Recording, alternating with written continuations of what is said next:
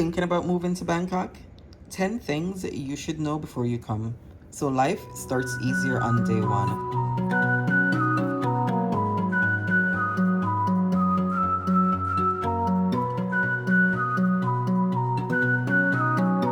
This isn't the after you arrive you'll figure it out stuff. It's the need to know before you land details that makes life smoother from day one.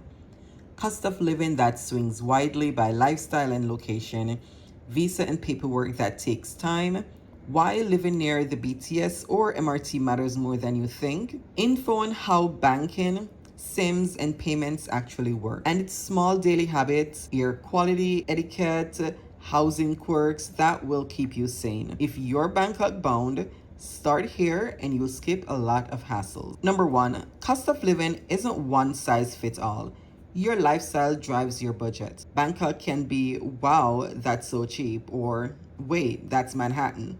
It depends where you live, how you get around, and how often you brunch at mall cafes, rooftop bars, and Western restaurants. A modern one bedroom near BTS Suk, Pam Prang, Tang Lo can run roughly 30 to 55k per month in baht. Go a few stops out and you'll find decent places starting at around 12k to about 25,000 baht range per month. Utilities, those are usually modest. High speed fiber 500 up, what I have 1 gig down, plus 20 gig off cell phone data. I'm paying currently 800 baht, and that's inclusive of taxes and any fees. Tip, if you'll rely on BTS or MRT to get around, pay a little more to live near a station. You'll save your sanity and grab fewer taxes later.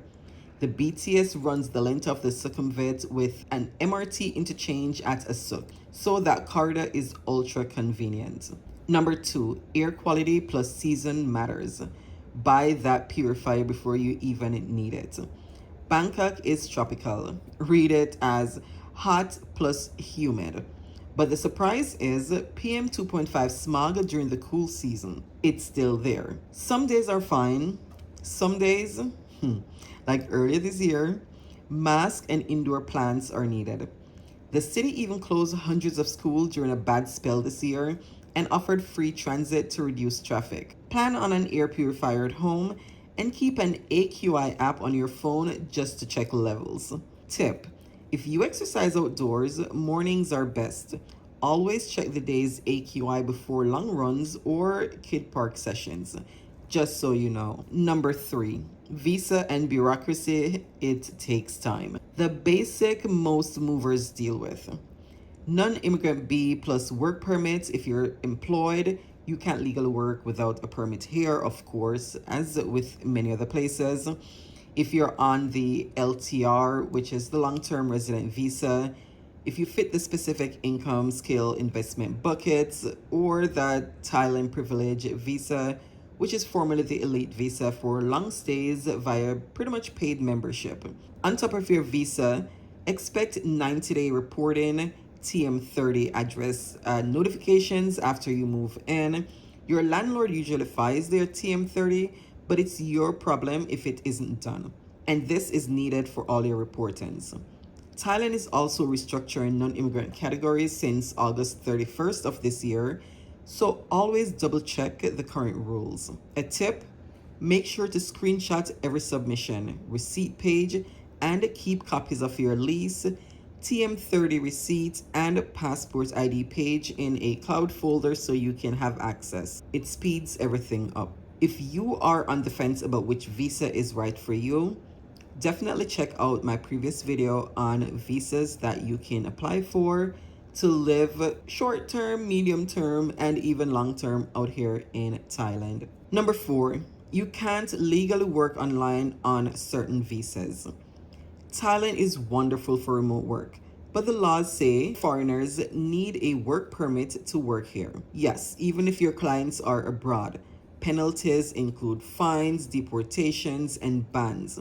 If you plan to earn while in Thailand, set up the right visa permit first.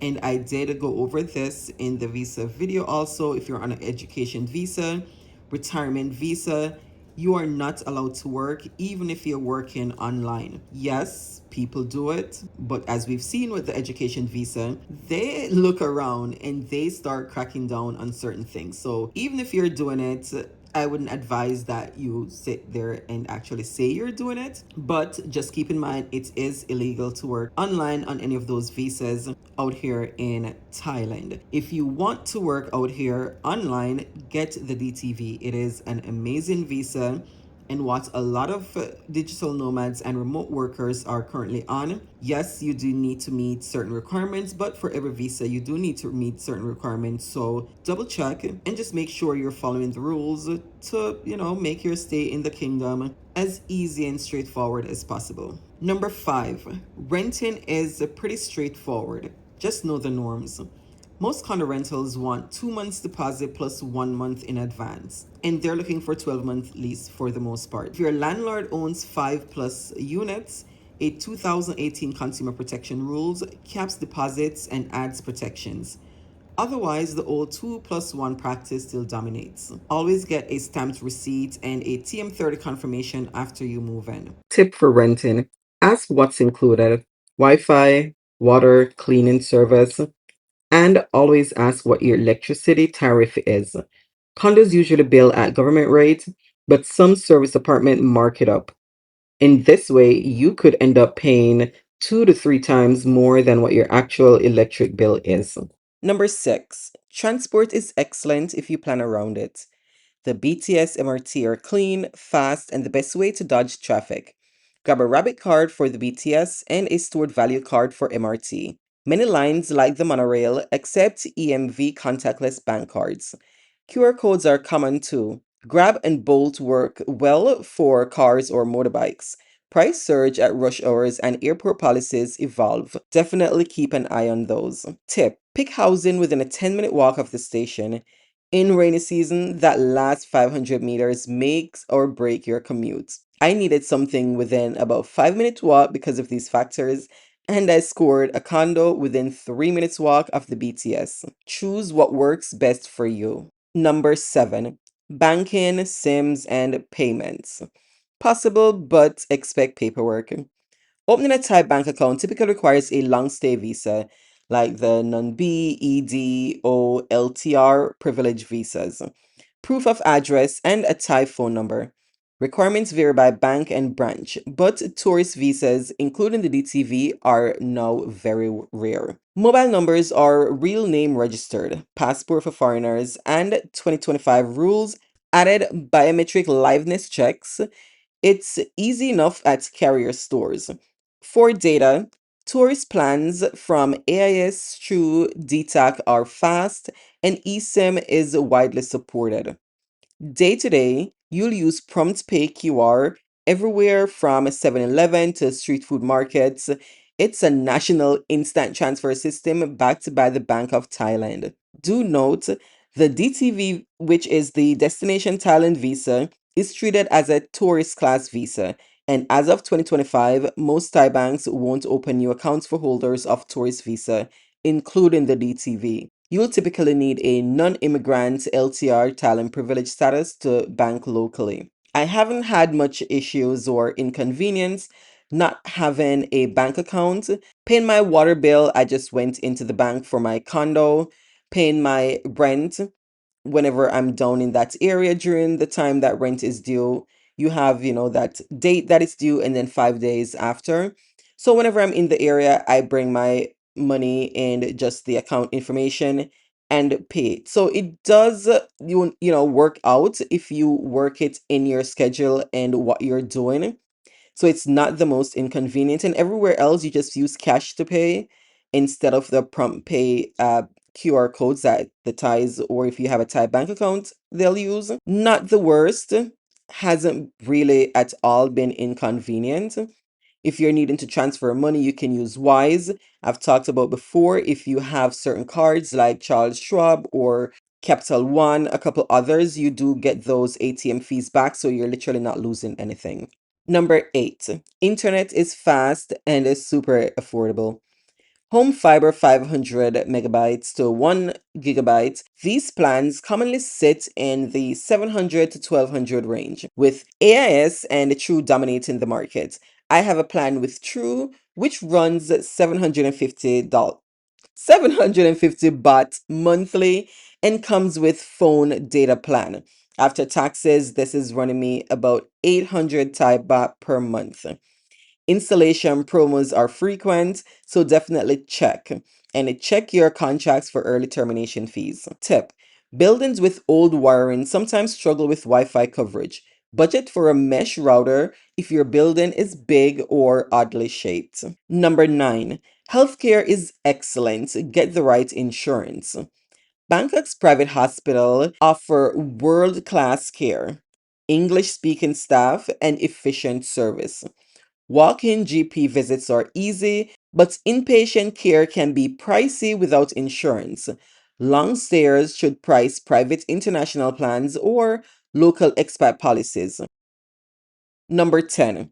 Culture, etiquette, and daily life. Small things go a long way. If you're heading to the temple, be sure to cover your shoulders and knees at sacred sites. The Grand Palace is strict. Bring a light scarf or a sarong just in case. Shoes off when entering homes, many studios, some cafes, and salon. Keep that in mind. Maybe wear socks if you're uncomfortable. The water. MWA says Bangkok tap water meets standards at the source, but many residents still use bottled water, filtered water due to built-in pipes, tanks, common sense in older condos. Water is inexpensive if you get it from your condo where they have a dispenser. If you're buying water from, say, 7-Eleven or the grocery store, it will add up. They are inexpensive, but the amount of water you go through definitely adds up. Language. A little Thai, Kap Kun Ka, Sawasdee Ka, plus a smile works wonders. Eventually, you will pick up on certain words and you'll be able to converse more in the local language, especially if you're planning on staying long term. Bonus: families in school. If you're moving here with kids, note international schools are excellent and expensive. Think hundreds of thousands of baht per year per child at a top school. If school is in the plan, choose your neighborhood around the campus and a commuting time first. That way your kids are not spending long hours in traffic trying to get back and forth to school. All right, so here's a quick starter checklist. Pick an area near BTS or MRT that fits your vibe. Sukhumvit for convenience, RE for neighborhood feel, or the riverside views. Sort your visa path early and keep digital copies of your TM30, 90-day receipts, pretty much everything. The Thais thrive on documents. You'll see them taking pictures to record and keep proof of literally everything. If they're fixing the road, they're taking a picture standing over the hole with the shovel. Picture evidence is everything here, so keep copies of everything. Get a Thai SIM in your name, then open a bank account if it's eligible. Set up fiber internet, buy an air purifier before you need it, because the last time we had this, those things ran out from literally all the physical stores and Lazada and Shopee online. So you want to get it before it comes to a point where everybody wants one and it's going to take months for them to come back in stock. Learn your building's juristic office hours. They control your package, maintenance, move in, move out. So you want to be able to know who they are, where they are, the time they operate. So you have questions or concerns, you know where to go. Bangkok is chaos and comfort in the same day. The mango sticky rice after a thunderstorm, the 30-minute train ride that saves a 90-minute taxi ride, the mall food courts that somehow ruins your willpower every weekend. If you plan around location, air, paperwork, and transport, life here is ridiculously livable and a ton of fun. If you found this video helpful, don't forget to click like, turn on notification bell, and subscribe. I will see you in the next video. Bye!